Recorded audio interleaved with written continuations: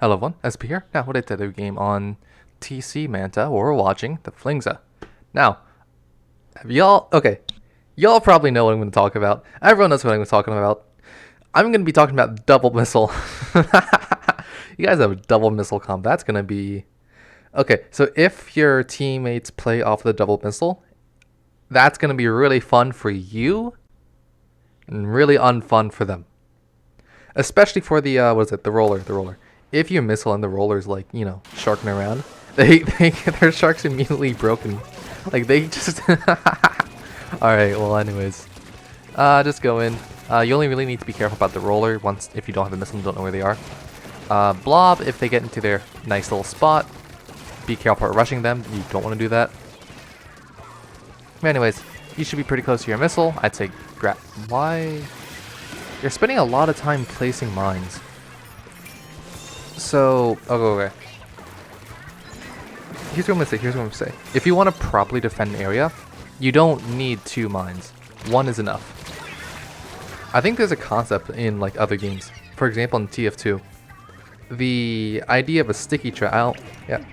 Sticky traps. There's a class called Demo Man that has sticky bombs. You place them, you can choose when to detonate them, and use them to like cover space and all that stuff. So, in order to set up a flying trap, you don't need to set down like 8 sticky bombs all in one area.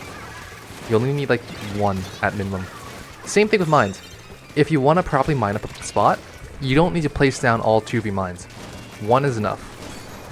If you're gonna spend like 5 seconds placing 2 mines, don't do it. Just place 1 and move on. Anyways, so you know there's one to the right.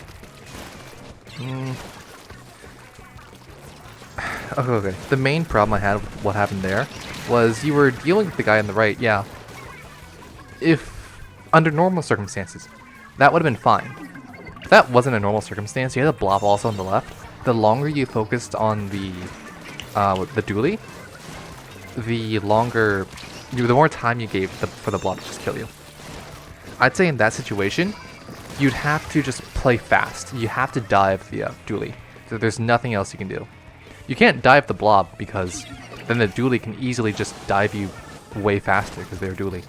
So diving the dually is the best thing to do. Anyways, you're the only one alive. You gotta play a bit safe. Actually, do get him. No, you gotta play it safe. Your team is dead. Okay. Okay, well then at least break the, break the bubble. And you don't. Never mind. Okay, you got rewarded for doing something pretty dumb. Yeah, so first of all, when you went in, okay. You got like the best situation possible. Anyways, move up. Like, I guess the team's letting you right tower. Sure, then right tower, I guess. You know there's someone to the left. You know there's someone in front of you on tower. There we go. But you know there's still someone else on top. It's the dually. They have a crab. You're gonna missile them. That should delay their crab even more. But where are they gonna go? They're probably gonna dive on tower. You gotta make sure you're watching that. You're trying to stay near tower, but I don't like what you're doing is you're not securing more territory. But that might have been due to the fact that you were trying to be careful for the dually, which I'm not gonna blame too much. But at the same time, I think another reason why you might have been there was just because you were like, it seems like you're really kind of obsessed with putting down mines on the tower. Not necessarily obsessed, but it's something you're always trying to do, whether or not it's the right thing to do. Listen, placing mines on tower is like neat and all, but you shouldn't heavily prioritize it. There's no point. Alright, so end up killing yourself on the storm. What I'm also noticing is you're not really playing for your missiles all too much. Like, I guess you don't really need to be playing for your missiles all too much if you have a secondary missile. But, okay, there's 2 down. Try to go forward. I do want to know. So, if you want a good idea of the game state, the best thing I can tell you is to start looking at the top bar. Once you start looking at the top bar, you get a good idea of who's alive and who's dead. Like, really quickly. It's really convenient information and really important information. If you don't use the top bar, you're not going to have a good idea of what state the game is in. Yeah. And I wonder if the Flingza is doing that, because that's one thing they were just figuring out. They didn't know if they were positioning themselves in a great spot in relation to their team. And no, they haven't been. Now, why is that? Well, first, it feels like they aren't keeping track of where their team is, which can be... it's not good. That's all around not good, not keeping track of where your team is. So sometimes it's kind of tricky to do that. So at the very least, if you can have good position in relation to the enemy, that tends to be a little bit easier. Basically, what I was seeing a lot of was... what is happening? Okay, it's being weird. Alright.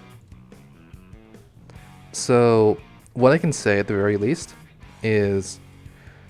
first of all, whenever you're taking action, always make sure that you're not really like ignoring anything. If there's a threat, okay, if there's something you're trying to do over on the right, but there's a threat happening on the left, you want to try to deal with it in some way.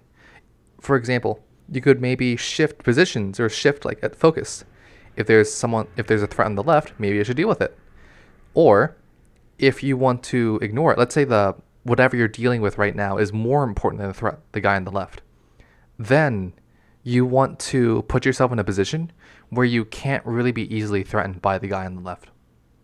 That's one option.